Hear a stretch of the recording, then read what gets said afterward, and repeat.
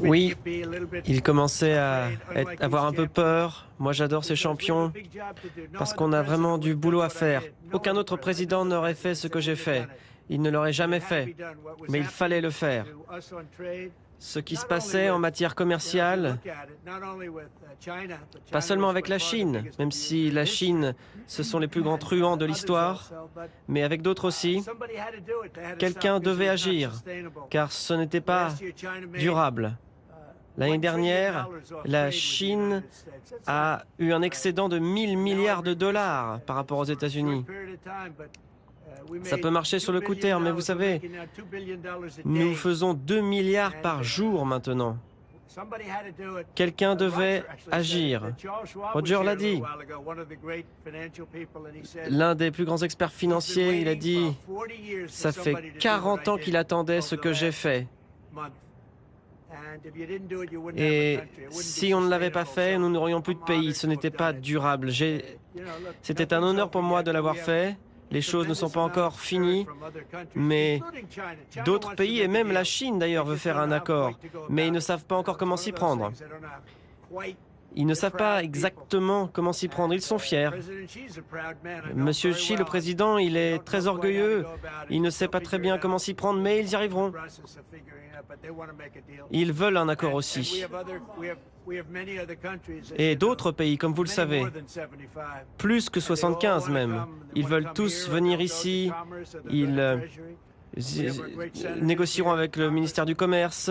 Nous avons des sénateurs ici, des députés. Ils vont discuter avec tout le monde. Ils veulent parvenir à un accord. Quelqu'un devait faire ce que j'ai fait. J'ai prononcé une pause de 90 jours pour les pays qui n'ont pas riposté, car je l'avais dit, si vous ripostez, nous doublerons les droits de douane. Et c'est ce que j'ai fait avec la Chine, car eux, ils ont riposté. Nous allons voir ce qu'il en ressort, mais je crois que tout va bien marcher. Je pense que nous allons avoir une situation que personne n'imaginait envisageable. Et Roger le sait, même si je ne veux pas qu'il ait des problèmes avec la Chine, mais à un moment, il faut prendre les décisions qui s'imposent. Et je l'ai fait. Le Premier ministre grec vient de dire qu'il pense que l'Union européenne et les États-Unis peuvent parvenir à un accord commercial qui soit gagnant-gagnant. Que pensez-vous de ces observations ? Je le connais, le Premier ministre grec, j'apprécie les commentaires qu'il a faits. Bien sûr, nous pouvons parvenir à des accords, nous allons même faire un accord avec la Chine. Il y aura des accords qui seront équitables. Moi, je veux l'équité. Ce seront des accords équitables pour tout le monde. Mais avant, ce n'était pas équitable pour les États-Unis. Ils nous truandaient. Nous avons 36 000 milliards de dettes. Il y a une raison à cela. Les gens nous ont roulé dans la farine, ils nous truandent depuis des décennies, ça fait des décennies que ça dure. Quand j'étais jeune, comme ces gars-là, j'en parlais à la télévision, c'était le bon vieux temps. J'étais jeune, comme ces gars-là. Et je parlais de ces sujets-là déjà, mais rien n'a changé depuis. Rien n'a été fait. Et moi, j'ai agi. Durant mon premier mandat, déjà, j'ai agi. Et nous avons pris des centaines de milliards de dollars à la Chine et à d'autres pays. J'ai commencé le processus, mais ensuite, il y a eu le coronavirus, dont la Chine est responsable. Nous avons dû nous rétablir. Et ensuite, l'élection a été truquée. Mais quand j'ai été réélu, la bourse était au plus haut même qu'avant le Covid. Mais nous n'avons pas eu le temps de faire la grande mesure que nous sommes en train de mettre en place maintenant. Vous savez, quand le patient est malade, il faut parfois un remède de cheval. Joe Biden nous a mis dans la panade sur le plan économique. Ils ont laissé la Chine tout faire et d'autres pays aussi. Le pire, sans doute, est ce qu'ils ont fait aux frontières. Les gens déferlaient sur notre pays par millions. Nombre d'entre eux étaient des meurtriers, des trafiquants de drogue, des voleurs, des gens issus de prisons, de par le monde et des gens qui venaient également d'hôpitaux psychiatriques. Ils envoyaient leurs fous et ils les déversaient dans notre pays. Tom Homan et Kristi Noem font un travail formidable pour les expulser. Mais vous savez, nous avons eu des bonnes décisions de la Cour suprême. Il faut pouvoir expulser ces gens. D'autres juges ont essayé d'empêcher cela. Ils voulaient que ces gens, notamment du Tren de Aragua, de Venezuela, qui venaient des prisons vénézuéliennes, qui avaient coupé les doigts d'un homme au Colorado parce que celui-ci avait appelé la police pour appeler au secours. Ils lui ont dit « Est-ce que tu as appelé la police ?» Il a dit « Oui ». Et ils lui ont demandé de mettre sa main sur une table et ils lui ont coupé les doigts. Donc je veux remercier le président d'El Salvador pour le travail qu'il a effectué, car c'est la bonne voie. Chuck Schumer et Nancy Pelosi parlent de droits de douane depuis des décennies. Mais quand c'est le président Trump qui met en place des droits de douane, ils ne sont pas contents. J'adore ce gars-là. Je ne sais pas qui c'est, mais je l'aime bien.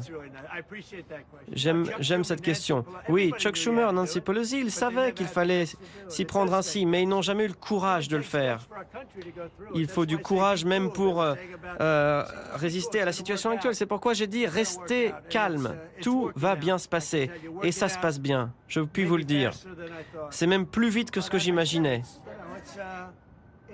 Je l'ai dit. Il y aura une transition, il y aura un peu de tempête, mais je pense que c'est une transition vers la grandeur. Notre pays va être ce qu'il n'a jamais été auparavant et les investisseurs vont se porter mieux que jamais. Nous avons plus d'industries automobiles dans notre pays qui viennent ici. C'est du jamais vu. Ils reviennent grâce à l'élection, mais aussi grâce aux droits de douane, car ils ne veulent pas payer 25 ou 50%. Ils ne veulent pas payer ça. Ils ne peuvent pas se le permettre. Nous avons eu 3 annulations de construction d'usines au Mexique. Ils ont décidé de venir aux États-Unis. Ils viennent du Canada, de Chine, de partout ailleurs. Et là, je ne parle que de l'industrie automobile, mais également dans le secteur des puces, c'est la même chose. Une entreprise taïwanaise qui va construire des usines ici, et vraiment une méga usine. Ils vont dépenser 200 à 300 milliards. Les gens pensaient que c'était des millions, mais en fait, ce sont des milliards. Rendez-vous compte. Regardez Apple. Apple va dépenser 500 milliards pour construire des usines. Et ils ne l'auraient pas fait si je n'étais pas élu. Ils auraient continué à les bâtir en Chine. Mais ce n'était pas viable. J'apprécie cette question. Vous savez, Chuck Schumer et Nancy Pelosi, Nancy la folle, ils voulaient faire ça depuis des années, mais il n'y avait jamais un président qui a eu le courage de faire ça, car croyez-moi, il en faut du courage. Est-ce que ce sont les marchés qui vous ont persuadé de revenir en arrière? Non, alors le marché des obligations, bien sûr que je le regardais de très près, mais il se passe très bien. C'est magnifique. Oui, j'ai vu hier soir, il y a des gens qui avaient un peu peur. Vous savez, la vraie décision que j'ai prise, c'était le jour de la libération. Nous avons été libérés de tous les accords horribles qui avaient été faits, les accords commerciaux horribles. J'ai été aidé par des gens comme ça, des sénateurs, des députés, des amis. Nous avons été aidés par le Sénat. Le Sénat est républicain, ils ont été formidables. Et pareil, au Congrès, à la Chambre des représentants, John Thune a été extraordinaire.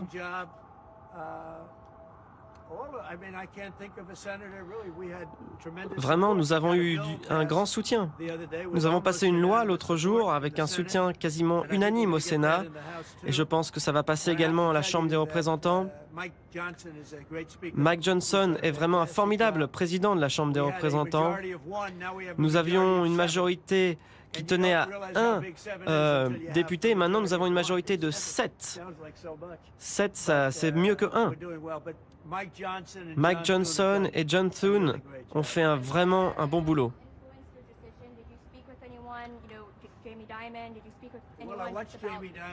Oui, j'ai regardé Jamie Dimon à la télévision ce matin et il a été très bon. Il a dit que quelque chose devait être fait en ce qui concerne les droits de douane et le commerce. Il a dit que quelque chose devait être fait. Il le comprenait bien, c'est quelqu'un d'intelligent, un génie de la finance, il a fait de très bon travail dans le secteur bancaire. Tout le monde le savait. Quelqu'un d'un tant soit peu intelligent le sait. Ce n'était pas viable, il fallait appuyer sur la gâchette. Ça aurait dû être fait depuis longtemps. Biden aurait aussi dû arrêter ce qui se passait aux frontières. Il a laissé 21 millions de pays venir dans notre pays, dont nombre d'entre eux n'auraient jamais dû sortir des prisons où ils moisissaient. Et maintenant, nous sommes en train de les expulser, de les renvoyer d'où ils viennent.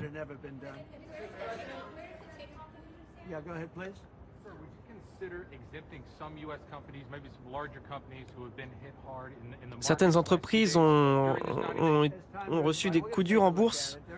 Oui, on va regarder ça de très près. Certaines entreprises ont, notamment vu la nature de leurs affaires, ont été frappées durement. Nous allons y jeter un œil.